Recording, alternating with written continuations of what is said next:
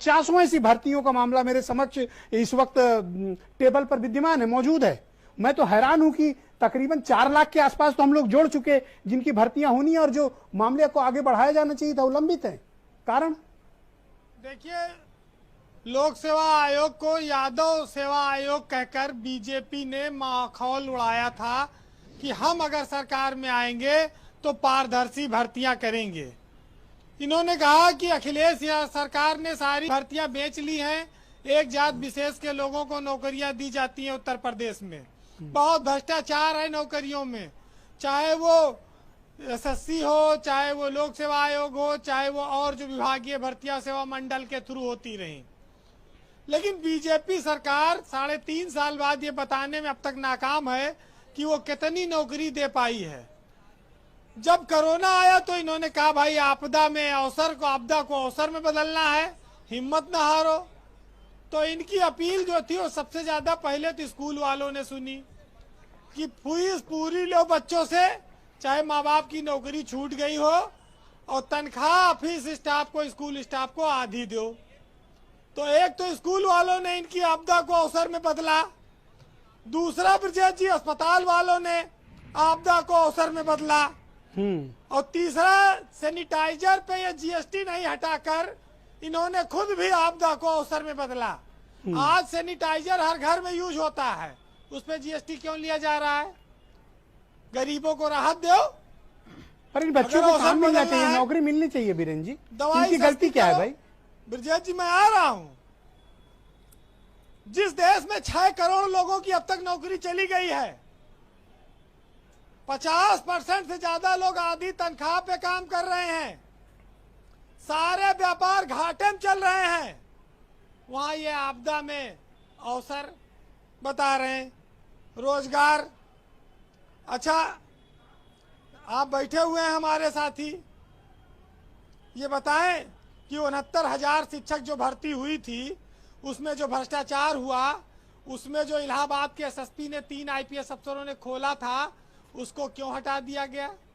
क्योंकि पोल खुलने वाली थी, मामले को ठंडे बस्ते में जाना था, सत्याद अनुरुद्ध पंकज को हटाया गया इसीलिए।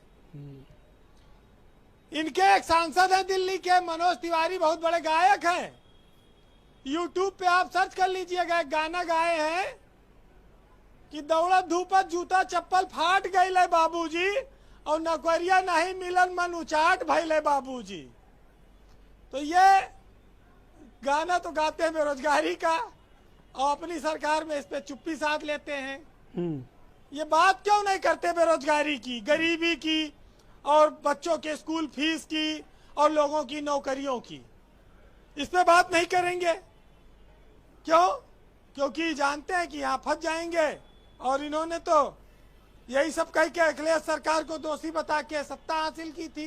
13 लाख नौकरी यूपी में कहे थे हर साल देंगे, 2 करोड़ नौकरी केंद्र सरकार दे रही थी।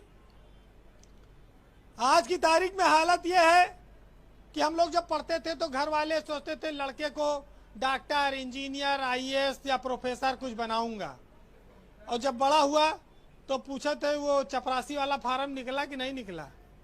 एमए पीएचडी वाले लोग चपरासी का फार्म भरते हैं, ढूंढते हैं, और उसके बाद भी नौकरी नहीं है। तो सरकारें लोकतंत्र में दूसरों की आलोचना करके खाली अपना उल्लू सीधा करने के लिए आती हैं, मनमानी करने के लिए आती हैं, या वाकई में जनता को राहत पहुंचाने के लिए आती हैं?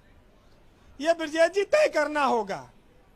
चलो कोई बात नहीं, कांग्रेस एक दोगली पार्टी थी, बीजेपी कहती है कांग्रेस ने लेकिन कोई सरकारी संस्था नहीं बेची।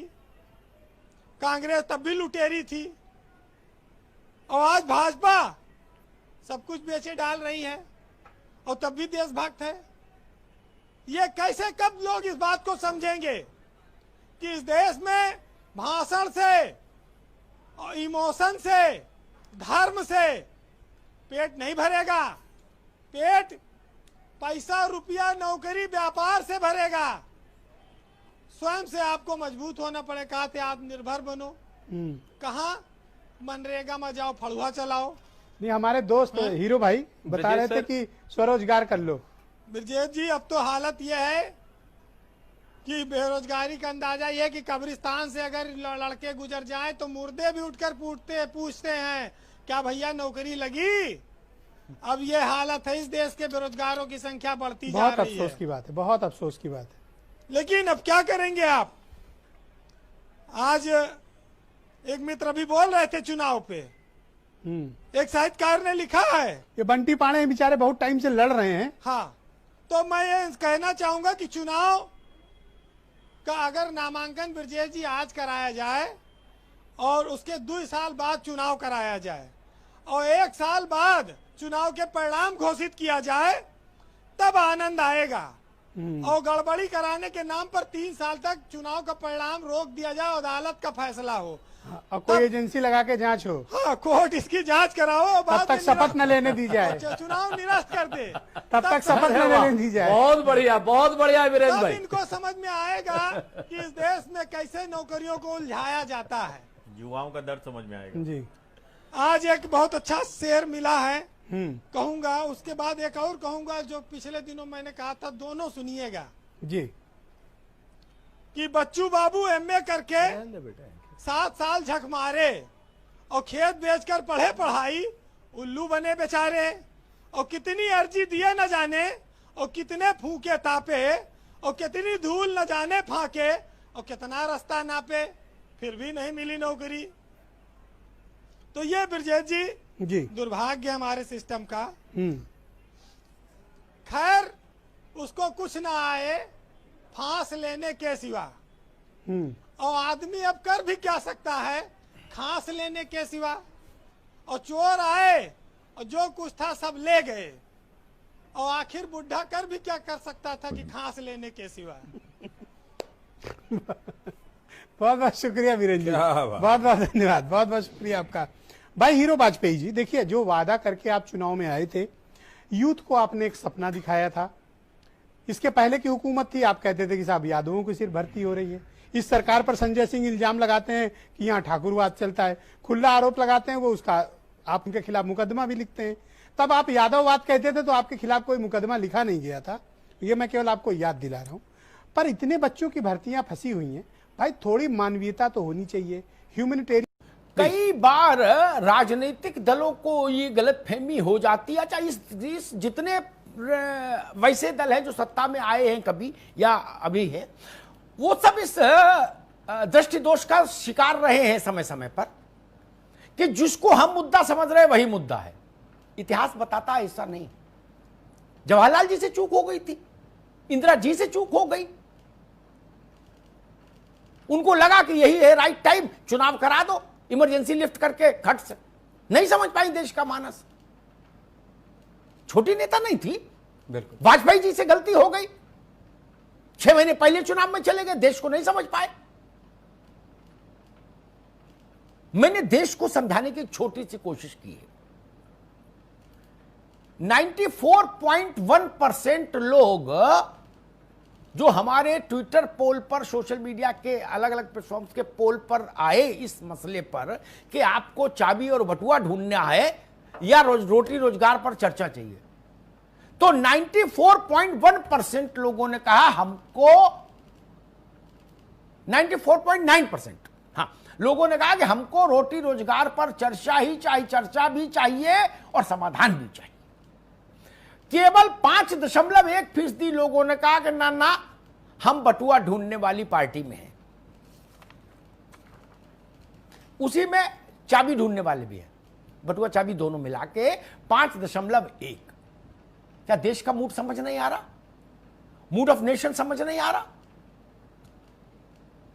हालैंड पोलैंड नहीं कहा किसी ने कि अफगानिस्तान में बर्फ कहां गिर रही है, ये इस पर चर्चा चाहते ना। अंधा तब पतियाई जब कौरी भर पाए। और एक बात जान लीजिए भाई, बहुत खिन्न मन से कह रहा हूं, जिनका पेट भरा होता है उनके लिए मुद्दे तमाम हो सकते हैं, लेकिन गरीब के लिए दुनिया का पहला और आखिरी मुद्दा उसकी थाली होती है, उसकी रोटी होती है, उसका रोजगार होता है। कहीं गांव में चले जाइए, मेरी बात गलत निकले एसएमएस डाल दीजिएगा, व्हाट्सएप कर दीजिएगा कि अमिताभ जी अब आपको पत्रकारिता छोड़ देनी चाहिए। किसान का पहला प्यार और अंतिम प्यार, पहला स्वाभिमान और अंतिम आत्मसम्मान उसकी जमीन है। बाकी दुनिया की किस्सा कहानी उसके लिए गौण है। आप विवेक से पूछो, रजनीश से पूछो, इनकी आंखें देखो, ये क्या चाहते हैं। होनोलुलु की पर चर्चा हो रही है, जाने कहां कहां के विषय आ रहे हैं। इनके मां बाप ने खेत बेच दिए, पायल बिछिया बिक गई, खड़ुआ बिछुआ बिक गया, मंगलसूत्र बिक गया, तब बच्चे पढ़े हैं। मैं इस बहस में नहीं जाता चाहता कि कहां कहां गलतियां हुई, कहां कहां अटकाव हुआ, भटकाव हुआ, लटकाव हुआ, लेकिन क्यों हो हम आज भी कमर कस के नहीं खड़े।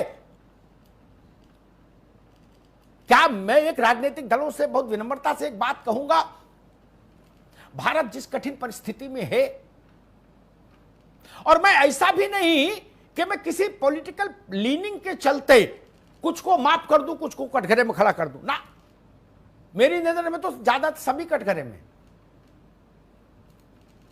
राजस्थान को रोजगार युक्त करने के लिए अशोक जी स्वतंत्र हैं, अशोक गहलोत जी, कोई संवैधानिक रोक उन पर केंद्र की सरकार नहीं लगा सकती।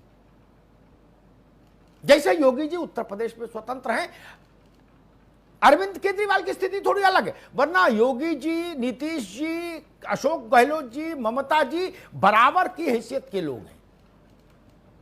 कहीं तो मुझे एक मॉडल दिखे कि भाई चलो कोरोना से तबाह अर्थव्यवस्था हमने पटरी पर लाख खड़ी कर दी, और चर्चा भी नहीं हम करना चाहते। कभी मार्क्स ने कहा था कि धर्म अफीम है, मैं उनकी बात से सहमत नहीं हुआ, लेकिन आज दूसरे संदर्भ में मुझे उनकी बात याद आ रही है। चाबी और बटुआ जैसे विषय अफीम हैं जी, जब सवालात उठे तो वो चटा दो, बोले बेटा इसको खाओ, चाट लो, सोते रहो। अफीम खाने के बाद जहां राजा रजवाड़ों में हम लोग देखते सुनते थे कि जब बच्चे, छोटे बच्चे जो उनके मेड थी वो देखती थी तो ज्यादा बवाल ना करे इसलिए थोड़ी अफीम चटा देती थी। रानी सोचती थी कि लड़का सो रहा है। ये ठीक नहीं। सारी बात मैं ही कहता तो शायद उतनी विश्वसनीय नहीं होती, इसीलिए आज मैंने पहली बार कहा कि इसको पोल में डालो, देखो जनता क्या कह रही है। लगभग 95% लोगों ने कहा रोटी रोजगार पर बात करो। बिल्कुल, हम इस पर एजेंडा क्यों नहीं टिकाते। मेरा निवेदन सिर्फ इतना है, रोटी रोजगार और जीवन की सुरक्षा, इन 3 विषयों से बड़ा कोई विषय नहीं। इन्हीं में एक व्यक्ति के जीवन में अखिल विश्व समाया हुआ है। ट्रंप रहे या जाए, इससे क्या लेना देना घर उठा के आदमी को बताओ, क्या लेना देना। जिनपिंग का क्या होगा और पिंगपिंग का क्या होगा, और वो कौन है दक्षिण Korea, south Korea, Kim Jong. Deoria का आदमी जाने किम जोंग, और बाढ़ में झोपड़ियां बह गई, वो किम जोंग बता रहे कि किम जोंग ने ऐसी तोप बनाई। ये मत करिए जी। ईश्वर के लिए गरीब के साथ खड़े होने की कोशिश करिए। वहीं से राजनीति है, वहीं से धर्म नीति है, वहीं से कर्म नीति है। लोग रहेंगे अच्छे, तभी हम सब फलेंगे फूलेंगे।